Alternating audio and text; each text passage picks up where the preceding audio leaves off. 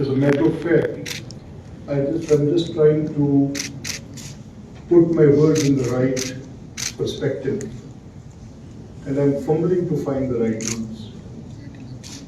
I was given a book. Book clearly said few things, but I somehow lost the track of the journey in between. There are few unfinished agendas of 1973's Constitution, a consensus document, a document which made me a democratic country, a document which gave the people of this country the right to govern, which gave the people of this country the right to exercise that power which is vested in them. And the unfinished agenda had different hiccups which were to be overcome by a clear resolve. And that clear resolve, as Benny Cummins has rightly put, was indeed circumvented due to certain obligations, certain road barriers, and certain interests. That might be a political interest, that might be a very different reason of occupying turf, that might be having some agenda for some person. But to me, it was honestly just getting back to the book, and that book is the Constitution of Pakistan. It largely meant that the powers were to be exercised by the chosen representatives. It has to have a certain knowledge. It has to have a certain initiative at the same time. If any one of these is lacking, trust me, ladies and gentlemen, the working of the committee will be compromised. And this working of the committees is very close to my heart. I've been an advocate of empowered standing committees since, for the first time in 2002, I came into the Assembly. And I tried my best for that. I went to the law ministers, I went to the chief ministers, I went to the speakers, arguing, advocating, professing my cause that empower the standing committees. This empowerment is actually the empowerment of the people. Well, let's take the case of public petitions. If public petitions through these standing committees, it is an excess for the public.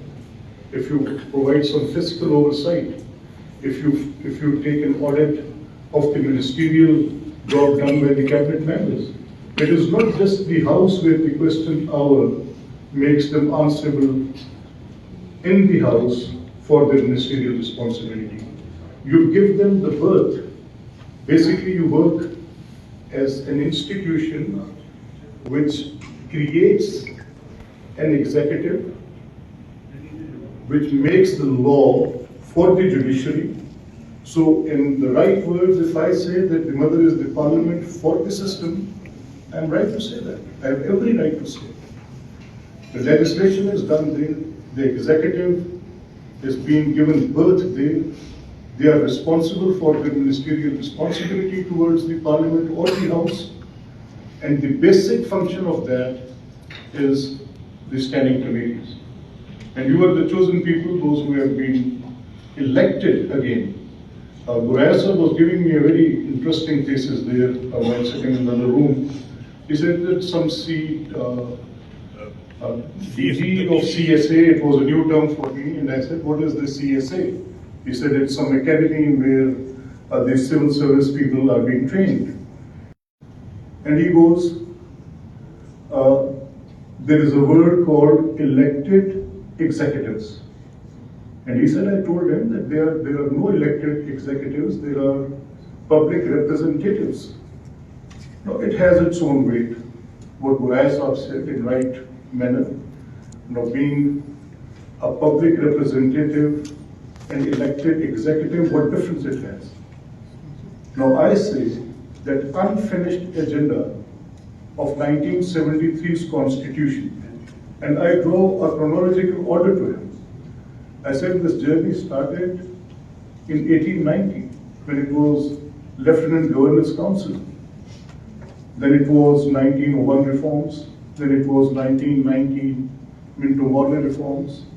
The journey continues. It comes with the Government of India Act 1935. Then we come to the creation of Pakistan, and there are few Governor General orders, and then the resolution, objectives resolution, and finally we have the 1973 Constitution. And the 1973 Constitution opens up with the second para that the executive power to be exercised by the chosen representatives, and by no length of understanding of a simple English plain speaking, I can find any other person exercising that executive power which is vested in the people by the Constitution. So, ladies and gentlemen, this is the first step. As the nursery for this democracy, these standing committees is a great load of responsibility you are carrying out. It has to be exercised, I said, with a lot of care, with due diligence. And with my own experience, I found out that once you are in front of the camera, a certain sense of responsibility comes pouring in. You have to check your words, you have to behave rightly. He has been Speaker of the National Assembly, member of so many cabinets, a great journey, a great political journey.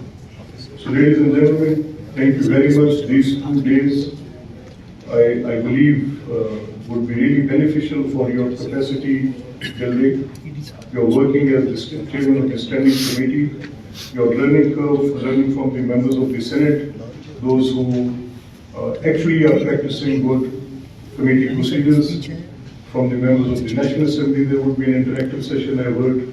So it would be a good learning curve altogether. Wish you best of luck for these 2-3 days.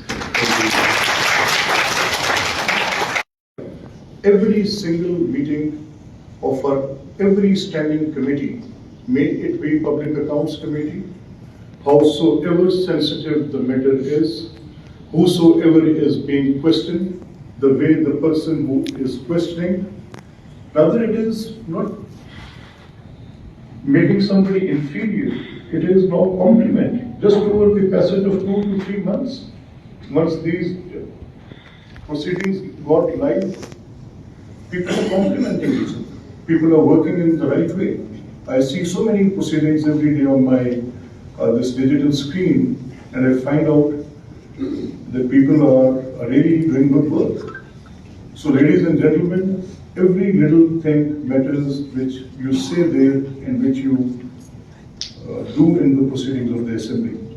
Amjad Sahib is here, Amjad Ali Javed, recently brought in a case of a huge multinational company, I won't name it. There was a laborer who had been fighting his case for 35 years.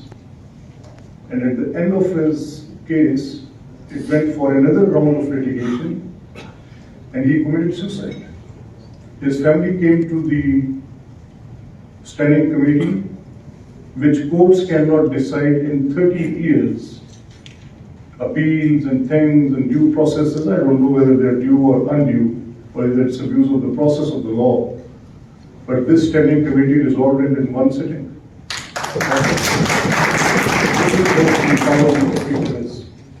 So, I won't take it more long because I want, once Sayyid Yusuf Raza Gilani is here, we have always learned from him. He's a beacon of democracy for us. He has served in very humble capacity of real man of people as chairman of the district council and gone to the offices of the President of Pakistan. He has been Prime Minister of Pakistan, chairman of the Senate, member of the Provincial Assembly in his own capacity as members of this nation, founded this country on the basic principle of democracy, and somehow, to any length of argument, the democracy's reflection, true reflection, are in the houses of people. The houses, the representatives of the people come and sit. It is Senate of Pakistan, it is National Assembly of Pakistan, and there are provincial assemblies, and there are legislative councils of AJK and DB. Now, once we talk of National Assembly and Senate, somehow the parliamentary practices in Senate and National Assembly were far better than those of the provincial assemblies. Provincial assemblies were rather considered to be a place where executive was very overarching, and this legislative arm in the provinces, which the constitution clearly gave those corresponding articles. If something was in the constitution for the National Assembly, word to word it was there for the provincial assembly. But in practice, it was absolutely, National Assembly was doing it right. In provincial assembly, we were lacking far behind. And the first step was that half of the parliament is, half of the assembly is the working of the standing committees. So I am thankful to all the House, which on its very first meeting adopted a resolution in which they said that the House is converted into a committee, and committee decided as a whole House to adopt the rules at par with National Assembly, and whichever rules were good and in practice of the Senate, we also adopted that. Now once that power is there, it has to be exercised with due care, the power of oversight. I say this word power, I just don't find it politically correct, but I have to say it. Rather, it is a function of a parliamentary oversight. And if you provide that parliamentary oversight, now it has